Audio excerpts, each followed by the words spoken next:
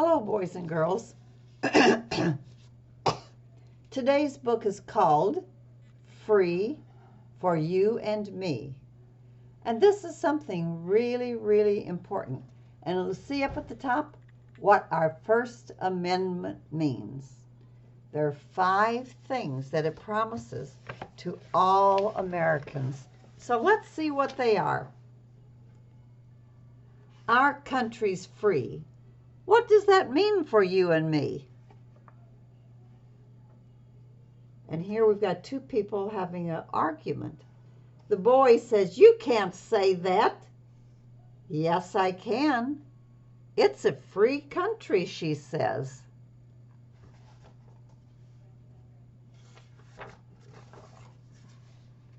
Let's go back to when the United States was first created. We declared our independence from the far-off British throne. For ourselves and our descendants, we would write laws of our own. And so we wrote the Constitution, forming a new government with rules for every institution, Congress, courts, and president. This document would rule the nation, but there was still more work to do. Then we had the inspiration to add a list of freedoms too. The First Amendment's 5 protections guard free speech, free press, and more. Our liberty to state objections helps democracy endure. Freedom of religion. The Constitution makes this clear. Every faith is welcome here. There's not just one our laws protect, for all alike deserve respect. When President George Washington visited Newport, Rhode Island in 1790, the people of the Jewish synagogue there had a question for him. And the lady says, "Mr. President, under this new United States Constitution, will our religion be protected?" "Yes, of course. You're welcome here no matter what religion you follow. The government of the United States, which gives to bigotry no sanction, to persecution no assistance, requires only that they who live under its protection should conduct themselves as good citizens."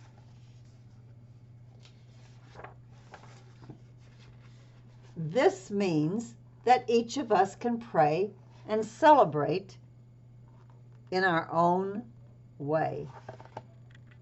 You see here they're praying sitting on a rug. Here they're going to a special kind of church. Here they're sitting in front of a statue. Here they're outside on the sidewalk, it looks like, playing with dreidels.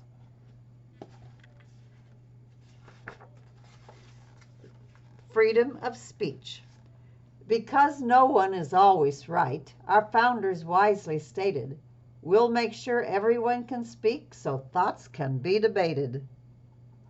The First Amendment says that you can share your point of view, agree or disagree, discuss, say what you think is true.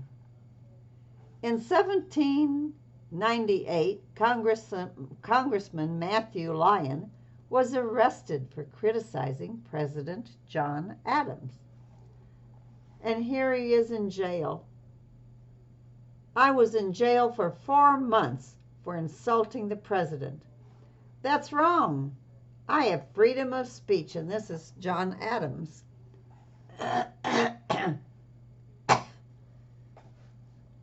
He was still re-elected to Congress. "I'm out," he said, "and in the next election, I'm voting for Thomas Jefferson to be president." Thomas Jefferson beat John Adams. He's the new president. "I promise I'll be president for everyone.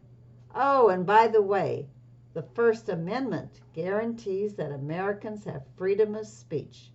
As I always say, Americans are entitled to think freely and to speak and to write what they think." We should do it with respect, though, right?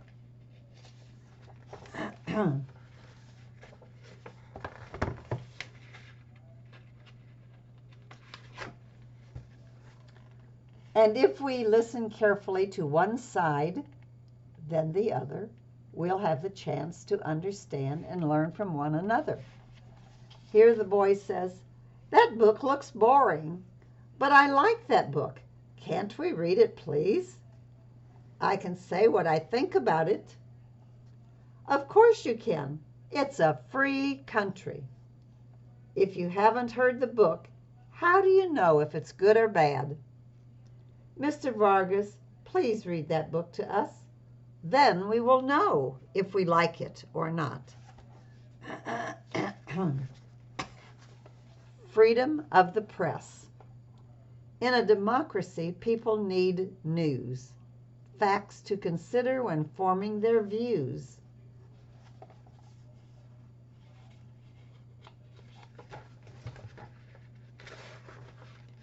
That's why reporters keep track of events, asking hard questions to help things make sense.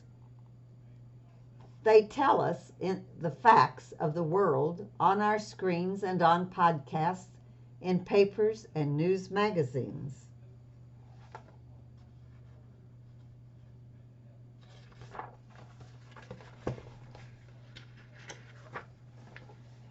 Knowledge is power. Free press is the key. We must know the truth if we want to stay free. Look, this newspaper story says the mayor is planning to close our playground, and he wasn't going to tell anybody. Oh no, that's terrible. I'm glad that reporter found out the truth. And then she wrote it in her newspaper story. Now we can try to save our park. I bet the mayor is mad. Save our they're going to spell ground. Do you think the reporter was afraid she'd get into trouble? It's a free country. That means when she got the facts right, she could put them in the paper.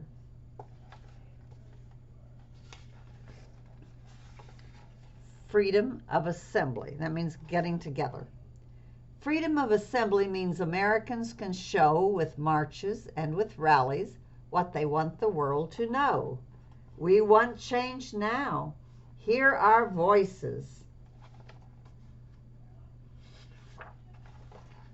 Let's make history. Let's have a demonstration. We'll gather those who care. Let's make a difference. Yes. To sing, parade, and protest and make others more aware. Freedom to petition the government for redress of grievances. When we want to tell our leaders that they're doing something wrong, we can bring them a petition and they'll hear our voices strong. Politicians need to hear us. We're the ones they represent. Our leaders keep their jobs only if we give consent. Redress means when you fix something or make it better. And a grievance is a complaint or a problem, like closing down our playground. Right, and we're asking the mayor to fix that. Sign here. And here they are trying to save their wonderful playground. The freedom of religion, of speech, and of the press, the right to peaceful meetings, the right to seek redress. These 5 important freedoms are democracy's foundation. Know these rights, defend them, and we'll build a stronger nation.